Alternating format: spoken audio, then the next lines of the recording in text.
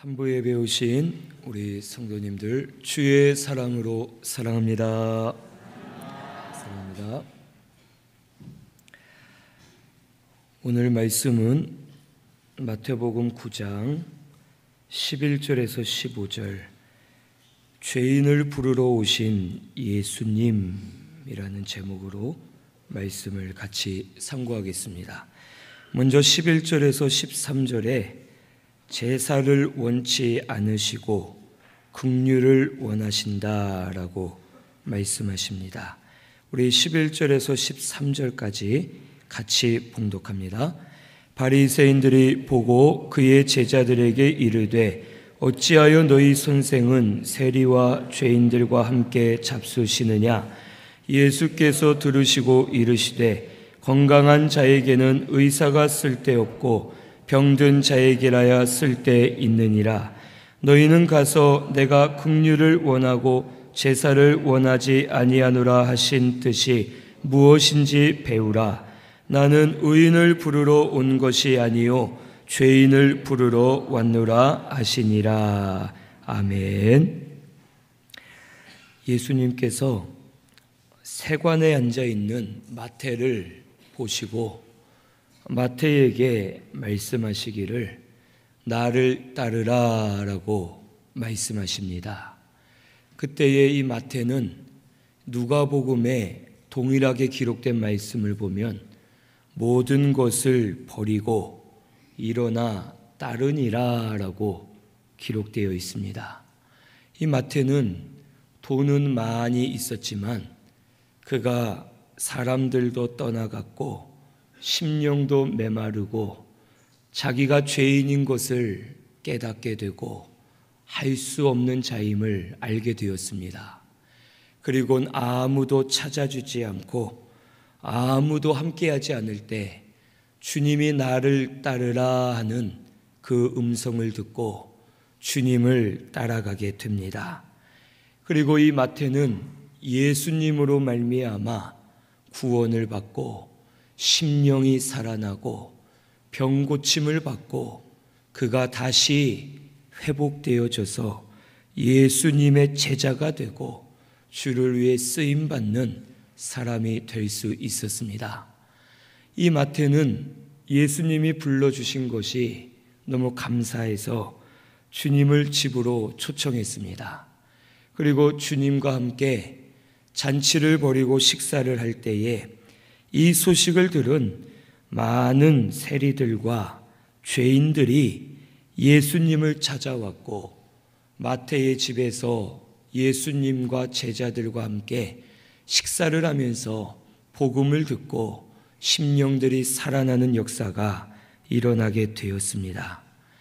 그런데 이때 바리새인들이 이 모습을 보고 예수님을 조롱하고 힐난하면서 예수님 제자들에게 말합니다. 어찌하여 너희 선생은 세리와 죄인들과 함께 잡수시느냐라고 말하면서 예수님이 잘못했다라는 뜻으로 제자들에게 물어봅니다. 그 당시 유대인들은 죄인들이나 세리들 같이 부정해 보이는 사람들은 멀리하고 말을 섞지 않고 식사도 같이 해서는 안 된다라는 스스로만의 전통들이 있었습니다.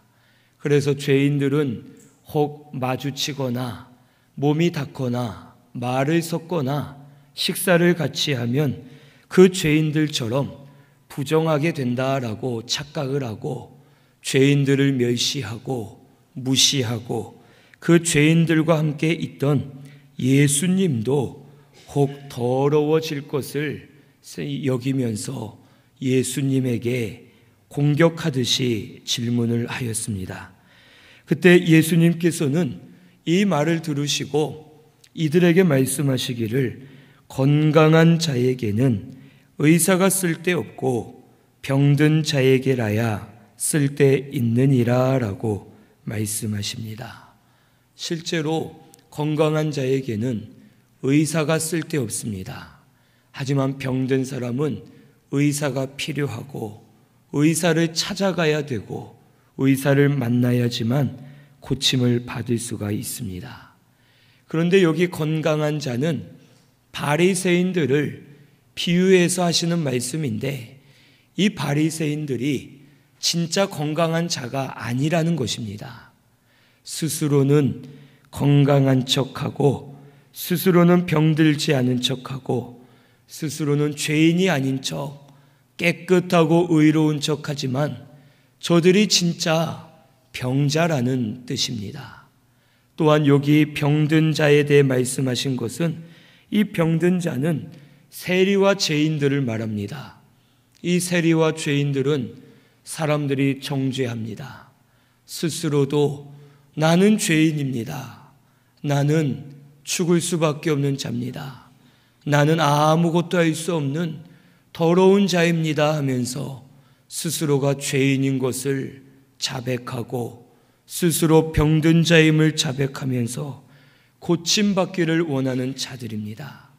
그렇기 때문에 예수님은 스스로 건강한 자, 스스로 의로운 자, 스스로 건강한 척하는 자에게는 이 예수님이 필요 없지만, 내가 병든 줄을 알고 죄인인 줄을 깨닫고 주 앞에 고백하며 나오는 자에게 예수님이 필요하다라는 것을 말씀해 주십니다. 여기 의사는 바로 우리 예수님이십니다. 예수님은 우리를 죄에서 구원하시는 분이시고 우리를 고쳐주시는 분이십니다. 우리가 죄인 된 것을 깨닫고 우리가 병든 줄을 알기만 하면 예수님이 필요할 수밖에 없고, 예수님이 아니고서는 구원받을 수 없고 살 수 없는 것을 깨닫기 때문에 예수님 앞에 나아갈 수밖에 없음을 우리에게 가르쳐 주시는 겁니다. 우리 하나님께서는 택한 백성을 위해서 하나밖에 없는 독생자 예수를 이 땅에 보내주셨습니다. 우리 예수님은 근본 하나님의 본체이시고 하나님과 동등하신 제2위 되시는 하나님이시지만, 우리를 구원하시기 위해서 이 땅에 사람의 몸을 입고 오셨습니다. 사람의 몸을 입고 오시되 아담의 피를 이어받지 않으시고 성령으로 잉태하셔서 죄 없는 몸으로 오셨고, 우리를 위해서 말씀을 다 순종해 주심으로 참 의를 만들어 주셨습니다. 우리가 우리의 죄로 인해서 형벌과 저주를 받아야 되지만, 우리를 대신해서 모든 형벌과 저주를 대신 받으시고 십자가에 못 박혀 죽으심으로 우리의 모든 죄의 대가를 주님이 대신 치러 주셨습니다. 그리고 3일 만에 다시 살아나심으로 우리의 구원을 완성해 주셨습니다. 누구든지 예수 믿으면 죄사함을 받습니다. 누구든지 예수 믿으면 죽어있는 우리의 영이 다시 살아나게 하시고 중생하게 해 주십니다. 예수 믿기만 하면 마귀의 자녀, 어둠의 자녀, 죄의 자녀에서 하나님의 자녀, 빛의 자녀, 생명의 자녀가 되게 하시고 천국을 위협으로 주셔서 천국의 후사가 되도록 우리에게 구속의 큰 은혜를 베풀어 주시는 줄로 믿습니다. 그리고 지금도 죄인인 것을 깨닫고 병든 자임을 깨닫고 할 수 없는 자임을 깨닫고 예수 앞에 나아가면 우리를 고쳐주시고 위로해 주시고 깨끗하게 해주시는 우리 예수님이심을 오늘 우리는 믿어야 되겠습니다. 이 예수님은 마태를 찾아가셔서 구원해 주셨고 병자들을 찾아가셔서 고쳐주시고 새 생명을 허락해 주셨습니다. 하지만 바리새인들은 예수님이 필요 없었습니다. 자기들이 죄인이 아니기 때문에, 병들지 않았기 때문에 의사가 필요 없었고 고쳐주실 예수님이 이 바리새인들에겐 필요 없었지만 죄인들과 세리들에겐 예수님이 필요했습니다. 마태의 집에 계신다는 소식을 듣고 예수님을 찾아갔고 예수님으로 말미암아 저들이 고침받기를 원했습니다. 그때 예수님은 저들을 고쳐주셨습니다. 구속의 은혜를 많이 베풀어 주시고 위로해 주시면서 심령들이 새로워지고 살아나는 역사가 충만하게 이루어진 줄로 믿습니다. 오늘 우리들도 스스로 병든 자이고 죄인들임을 깨달아야 되겠습니다. 우리에겐 예수님이 필요합니다. 예수님 아니고서는 고침을 받을 수 없고 위로받을 수 없고 우리 심령이 소송할 수 없고 우리 영이 새로워질 수 없음을 오늘 우리는 깨달아야 됩니다. 예수 그리스도가 우리의 구원입니다. 예수 믿어야 구원 받습니다. 또한 예수 앞에 나아가야 회개할 때 그의 피로 씻어주시고 깨끗하게 하시고 우리를 위로해 주시고 새 생명 안에 살도록 우리 가운데 역사해 주실 줄로 믿습니다. 오늘 우리가 하나님의 긍휼을 받은 죄인인 줄을 깨닫고 예수 앞에 나아가서 고침받으시는 저와 우리 성도님들이 꼭 되시기를 바랍니다. 13절을 보면 예수님께서 너희는 가서 내가 긍휼을 원하고 제사를 원하지 아니하노라 하신 뜻이 무엇인지 배우라라고 말씀하십니다. 나는 의인을 부르러 온 것이 아니요 죄인을 부르러 왔노라라고 말씀해 주십니다. 여기 제사는 외부적인 것을 말합니다. 바리새인들은 제사를 드렸지만 하나님의 긍휼을 깨닫지 못했고 중심으로 하나님을 섬기지 못했습니다. 그래서 예수님은 내가 긍휼을 원하고 제사를 원치 아니하노라 하신 말씀을 너희들은 배우라라고 말씀해 주십니다. 여기 긍휼은 불쌍히 여기는 마음과 사랑을 말합니다. 오늘 우리가 먼저 하나님의 긍휼을 입었습니다. 우리가 아직 죄인 되었을 때 하나님이 우리를 택하여 주셨고 우리를 위하여 독생자 아들 예수를 우리에게 보내주셨음을 성경은 기록해 주고 있습니다. 하나님은 우리에게 긍휼을 베풀어 주셨습니다. 사랑을 베풀어 주셔서 예수 그리스도로 말미암아 구속함을 얻게 하셨고 예수로 말미암아 하나님의 자녀가 되게 해 주신 줄로 믿습니다. 구속의 은혜는 전적인 하나님의 은혜입니다. 거저 주시는 은혜입니다. 내가 잘해서 받은 것 아닙니다. 공로 없지만 연약한 죄인이지만 하나님 전적인 은혜로 우리에게 긍휼을 베풀어 주셔서 사랑해 주시고 구속의 은혜를 베풀어 주셨습니다. 이 은혜를 깨달은 자, 하나님의 긍휼을 깨달은 자는 감격하고 감사하면서 하나님 앞에 중심으로 예배를 드릴 수 있습니다. 내가 죄인인 것을 깨닫고 병든 자임을 알기 때문에 하나님의 긍휼을 감사하면서 하나님 오늘도 긍휼 베풀어 주옵소서, 오늘도 사랑을 베풀어 주옵소서 하면서 하나님 앞에 엎드리기 때문에 긍휼을 가진 자의 예배를 하나님 받으시고 응답해 주시는 줄로 믿습니다. 하지만 형식적으로 제사하는 자의 제사는 받지 않으십니다. 긍휼이 없는 제사, 하나님을 중심으로 섬기지 않는 제사, 이 제사는 하나님이 받지 않으십니다. 오늘 우리 신순교회는 하나님의 구속의 은혜를 깨달아서 긍휼을 깨달아서 그 긍휼 안에서 하나님 앞에 참 제사를 올려드리는 저와 우리 성도님들이 꼭 되시기를 바랍니다. 시편 51편 17절 우리 한번 찾아보겠습니다. 시편 51편 17절입니다.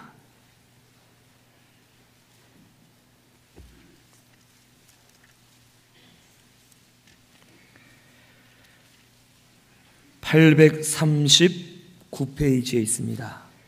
시편 51편 17절, 우리 같이 봉독합니다. 하나님께서 구하시는 제사는 상한 심령이라. 하나님이여, 상하고 통회하는 마음을 주께서 멸시하지 아니하시리이다. 아멘. 하나님이 구하시는 제사는 상한 심령이라고 말씀해 주십니다. 상하고 통회하는 마음을 하나님은 절대 멸시하지 않으십니다. 아무리 큰 죄인이라도 상하고 통회하는 마음으로 자기가 죄인임을 알고 완전히 깨져서 엎드릴 때 하나님께서는 기뻐 받으시고 용서해 주시고 그 심령 가운데 은혜를 베풀어 주십니다. 그러므로 오늘 우리도 상하고 통회하는 마음들이 되어야 하겠습니다. 무엇에 대하여 상하고 통회해야 되느냐? 첫째는 자기 속에 있는 부패성으로 인해 상한 마음이 돼야 되고 통회하는 마음이 돼야 합니다. 우리 속에 있는 악독, 괴율, 시기, 질투, 비방, 거짓, 미움, 판단, 정죄, 음란, 욕심, 이 모든 내 속에 있는 부패성을 찾아서 내 속에 있는 부패성 때문에 마음들이 상해야 되고 통회하는 심령이 되어서 하나님 앞에 나아가 엎드릴 때에 하나님 용서해 주시고 회개할 때 씻어 주시고 깨끗하게 하셔서 상한 심령 가운데 은혜를 많이 부어 주실 줄로 믿습니다. 다윗은 항상 상한 심령으로 하나님 앞에 회개 많이 했습니다. 그는 누가 뭐라 하든 환경이 어떻든 간에 그것을 생각하지 않고 항상 하나님 앞에 상한 심령으로 나아갔습니다. 그가 아들 압살롬 때문에 궁전에서 쫓겨나갈 때에 시므이가 그를 저주하자 그의 부하가 목을 잘라 죽이겠다고 다윗에게 말을 할 때 다윗은 놔두라고 합니다. 그러면서 지금은 여호와께서 저 사람을 통하여 나를 저주하라 하지 않으시느냐? 지금은 내가 회개하고 저주받아야 될 때다. 언젠가 내 억울함을 아시면 은혜를 입혀주시면 다시 돌아오게 하시지 않겠느냐 하면서 다윗은 항상 상한 심령이 되어서 죄를 자복하였고 하나님 주시는 은혜로 사는 사람이 될 수 있었습니다. 오늘 우리 신승교회도 상하고 통회하는 마음을 가져야 되겠습니다. 내 속에 있는 부패성 때문에 마음들이 상해야 됩니다. 내 속에 있는 죄 때문에 통회하면서 상한 마음을 가지고 이 죄를 어떻게 하면 제거할까? 이 죄를 어떻게 하면 끊어버릴 수 있을까? 이 죄를 어떻게 하면 내가 다 씻음 받을 수 있을까?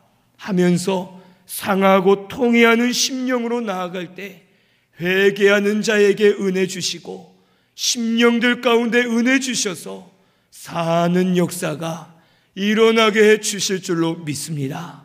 오늘 우리 신승교회는 세상 일로 마음 상하지 마시고 육의 일 때문에 마음을 상하는 것이 아니라 내 속에 있는 부패성 때문에 상한 마음들이 되셔서 하나님 앞에 나아가 엎드려 회개하는 저와 우리 성도님들이 꼭 되시기를 바랍니다.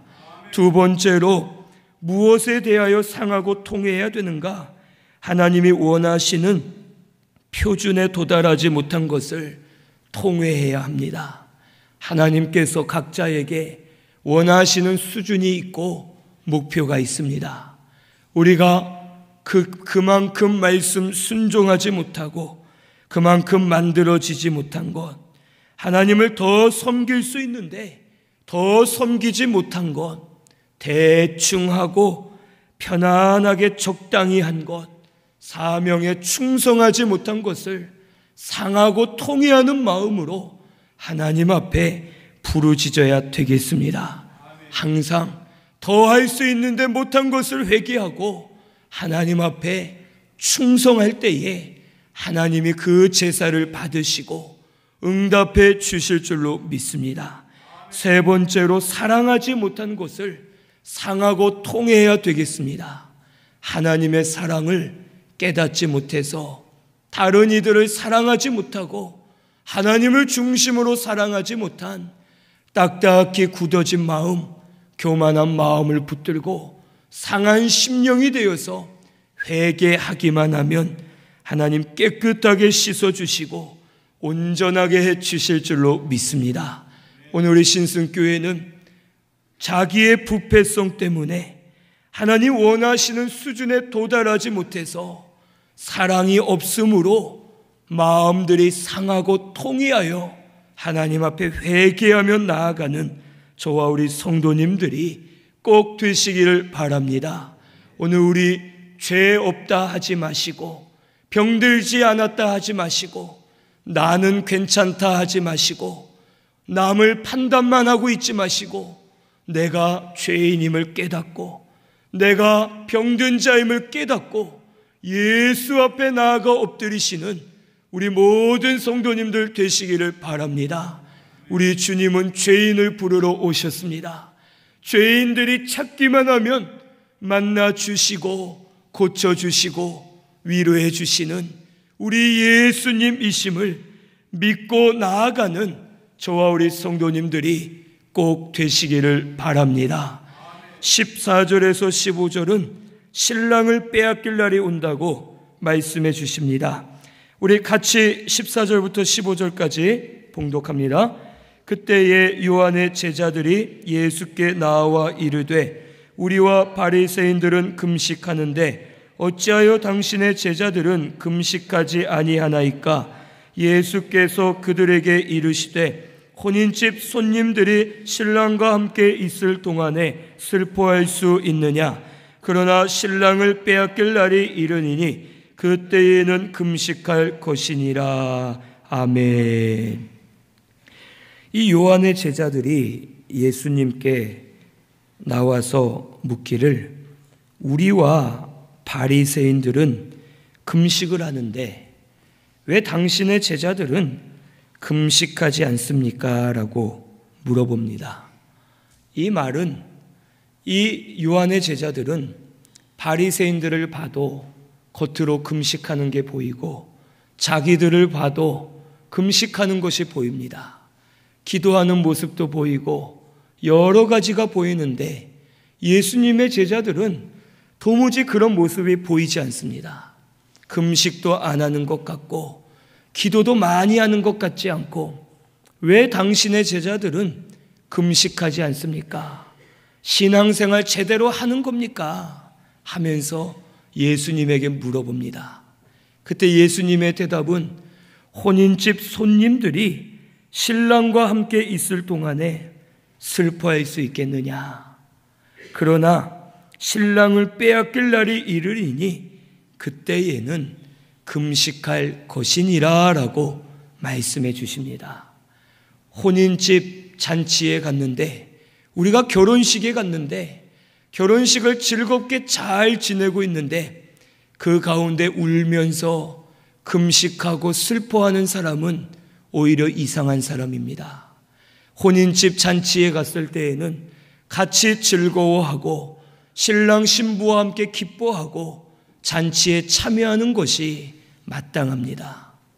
예수님이 혼인집 신랑이고 이 바리새인들은 이 혼인잔치에 있으면서도 예수님으로 인해서 기뻐하지 않고 주시는 은혜를 감사하지 않고 오히려 은혜를 거부하면서 슬퍼하며 금식하는 자와 같음을 말씀해 주십니다. 저들은 형식적으로는 금식하고 기도 많이 했습니다. 사람들이 보는 앞에서 시간을 정해두고 시장 중심에서 손을 들고 기도하고 금식을 할 때에는 수염을 덥수룩하게 기르고 얼굴을 더 초췌하게 하고 옷을 더 허름한 옷을 입고 나 금식한다라고 보여주면서 사람들에게 자기가 하는 모습을 외적으로 보여줍니다. 하지만 그들의 중심에는 하나님이 없었습니다.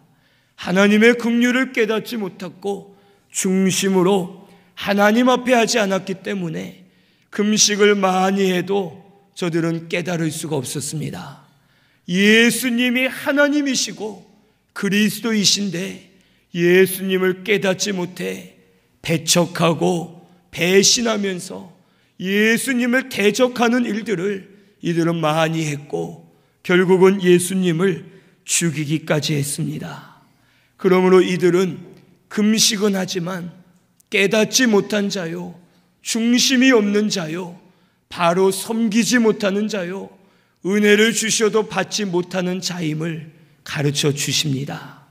하지만 세리들과 죄인들은 은혜를 깨달은 자들입니다. 저들은 예수님이 계시는 동안 신랑이 같이 있기 때문에 즐거워하고 예수님의 말씀으로 기뻐하고 심령들이 살아나고 예수님과 함께 먹고 마시면서 예수님을 잘 대접해드리고 믿음과 중심으로 하나님을 섬기는 자가 됨을 말씀해 주십니다. 하지만 신랑을 빼앗길 날이 온다고 말씀해 주셨습니다. 예수님이 십자가에서 죽으실 때가 온다는 것입니다. 그때에는 복음을 들을 수 없고 주님이 함께 하시지 않기 때문에 금식이라도 하면서 주님을 찾아야 되고 주님을 부르짖어야 되고 주님을 만나려고 힘써야 될 것을 가르쳐 주십니다. 오늘날도 우리 성도가 스스로는 의로운 것처럼 잘하는 것처럼 신앙생활 열심히 하는 것처럼 해도 주님을 모시지 않고 주님이 계시지 않으면 그것은 헛된 제사가 될 수밖에 없음을 오늘 우리는 알아야 되겠습니다. 심령 가운데 주님을 모셔야 됩니다. 그리고 주님으로 말미암아 기뻐하고 즐거워하고 예수로 말미암아 사는 저와 우리 성도님들이 되어야 할 줄로 믿습니다. 그리고 죄 때문에 때로는 극심한 고난으로 인해 때로는 육체로 치우쳐서 주님을 빼앗길 날이 옵니다. 그때에는 깨어서 기도하고 금식하면서라도 우리 주님을 다시 찾아야 되겠습니다. 내가 스스로 의로워지고 내가 죄 없다 할 때가 주님을 빼앗긴 날입니다. 바리새인들은 지금 이때가 주님을 빼앗긴 날이고 주님을 놓친 날입니다. 오늘 우리 성도도 내 마음 가운데 주님을 빼앗길 때가 온다면 주님을 찾기 위해 힘쓰고 회개하고 금식하면서 주님을 부르짖기만 하면 다시 죄인을 찾아오시는 예수님이 만나주시고 고쳐주시고 많은 은혜를 우리에게 베풀어 주실 줄로 믿습니다. 항상 죄인 된 것을 깨닫고 병든 자임을 깨닫고 가난한 심령이 되어서 우리 예수님을 찾으시기를 바랍니다. 예수 아니고서는 고침을 받을 수 없습니다. 심령이 살 수 없습니다. 우리 이것을 깨닫고서 날마다 죄인임을 고백하면서 병든 자임을 고백하면서 주님을 찾으시고 주님이 고쳐주심으로 말미암아 위로 받으시는 저와 우리 성도님들이 꼭 되시기를 바랍니다. 우리 말씀 생각하면서 통성으로 같이 기도드리겠습니다.